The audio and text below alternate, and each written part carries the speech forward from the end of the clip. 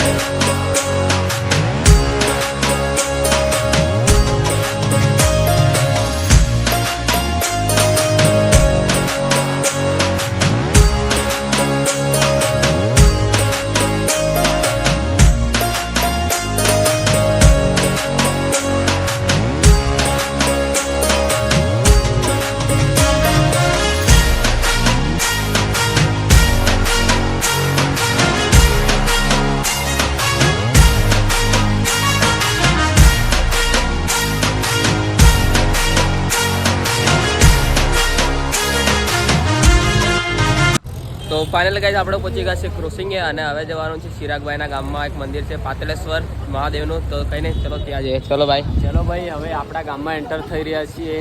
2 મહિના ઉપર થઈ ગયો ટાઈમ। ચલો હવે જઈએ છીએ આપણા ગામનું મંદિર છે ત્યાં।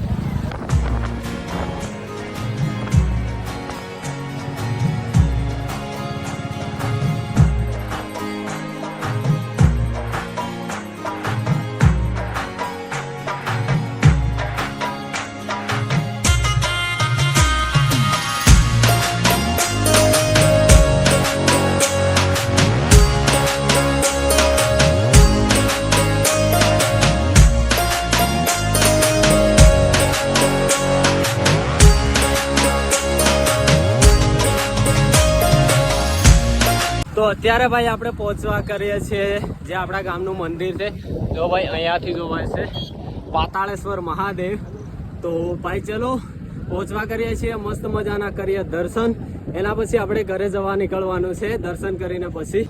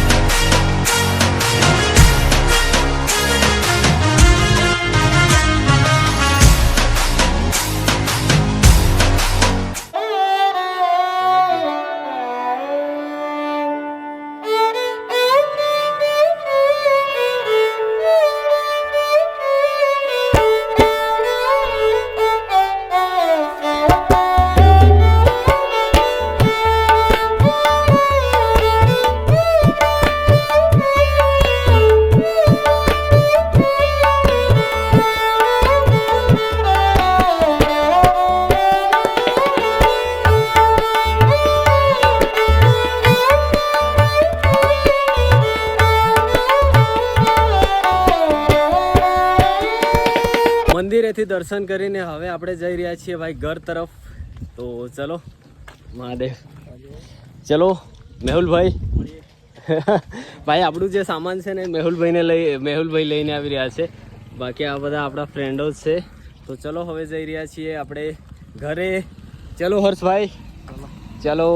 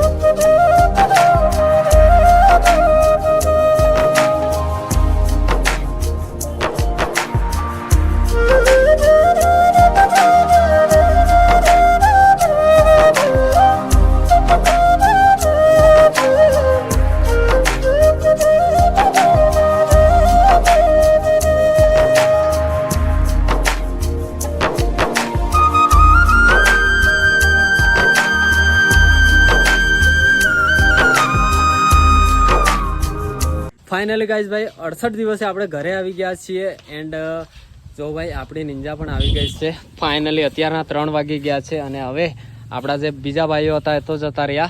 હવે આ ભાઈઓ જઈ રહ્યા છે. વિશાલભાઈ મળીએ પાછા. થેન્ક યુ સો મચ આવવા માટે. હર્ષભાઈ જે આપણો મેન સપોર્ટ છે ભાઈ, 2 દિવસથી આપણી જોડે ને જોડે હતા તો એ હવે ઘરે જાય છે. પછી મળીએ પાછા જલ્દીથી જલ્દી. ચલો ભાઈ, હર હર મહાદેવ. અને આ તો ભાઈ આપણા ઘરના જ માણસો છે ભાઈ. ચલો મળીએ પછી. ચલો.